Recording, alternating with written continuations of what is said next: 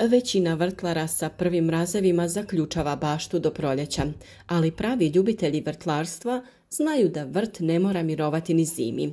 Naprotiv, postoji čitav niz povrtnih kultura koje vole hladnoću i čak postaju ukusnije kada ih spali mraz. Jesen je pravo vrijeme da im posvetimo pažnju i posijemo ih za zimski ili vrlo rani proljetni urod. Neke vrste povrća imaju izvanrednu sposobnost prilagodbe hladnoći. Njihove stanice sadrže prirodne antifrize, šećere koji sprječavaju smrzavanje, pa listovi i korijen ostaju sočni i svježi i pri temperaturama ispod nule. Kelj je pravi kralj zime, ne samo da podnosi mraz, nego mu hladnoća poboljšava okus. Listovi postaju mekši i slađi. Može prezimiti u vrtu bez posebne zaštite, a bere se po potrebi sve do proljeća. Raštika je vrlo slična kelju, ali sa većim listovima i snažnim stabljikama. Odlično podnosi niske temperature i čak nakon jakog mraza nastavlja rasti. Raštika je idealna za kontinentalne i primorske krajeve. Prokulice ili kelj pupčar su sitna drvca sa malim zelenim kuglicama na stabljici i obožavaju hladno vrijeme. Najbolji okus dobiju baš nakon prvog mraza, pa se često beru i zimi direktno iz vrta.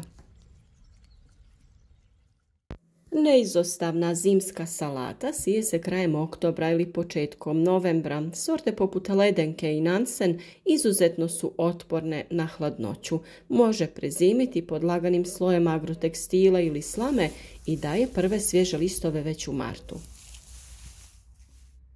Špinat je još jedna kultura koja voli svjež zrak i vlagu. Ako se posije u oktobru, mlade biljke će prezimiti i u proljeće brzo krenuti s novim listovima. Špinat podnosi temperature čak i do -10 stepeni Celzijusa. Matovilac je pak tiha zvijezda zimskog vrta, raste sporo, ali ne smeta mu ni snijeg. Ako je prekriven agrotekstilom, može se brati cijelu zimu. Njegov blag, orašasti okus čini ga omiljenom salatom u hladnim mjesecima. Tu su i zimski crveni i bijeli luk, sade se u jesen, a u zemlji prezimljavaju bez problema. Hladnoća im čak koristi, pospješuje formiranje glavica i čini ih otpornijima na bolesti. Tu je i mnogima omiljeni poriluk. Podnosi jake mrazeve i može se vaditi iz zemlje i tokom zime. Ako se gredica malčira slamom, može ostati svjež sve do ranog proljeća. Rotkvice i zimska mrkva, iako nisu tipično zimske kulture, mogu se sijati krajem jeseni za ranu proljetnu berbu. Ako su pokrivene slojem malča i niskim tunelom, uspješno prezimljavaju.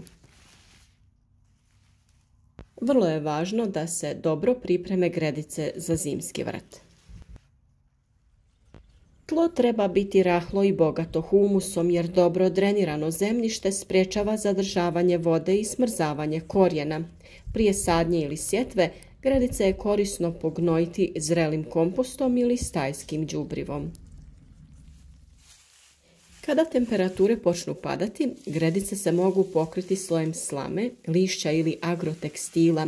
Time se zadržava toplina, a biljke su zaštićene od jakih vjetrova i smrzavanja korijena.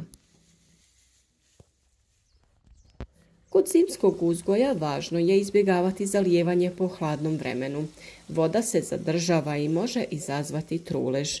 Bolje je zaliti ujutro kada je temperatura viša za toplih dana i to samo ako tlo nije smrznuto.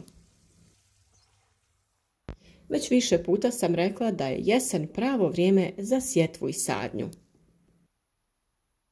Najbolje je početi od kraja septembra do sredine novembra, ovisno o klimi. U toplijim krajevima moguće je sijati i kasnije, dok u hladnijim regijama treba požuriti.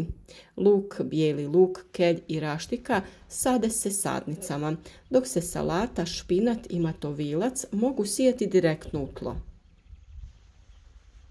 Plastenik je uvijek velika prednost, ali ako imate i mali plastenik ili niske tunele, mogućnosti su također velike. Tada se može uzgajati i blitva, korijander, rukola i mladi luk tokom cijele zime.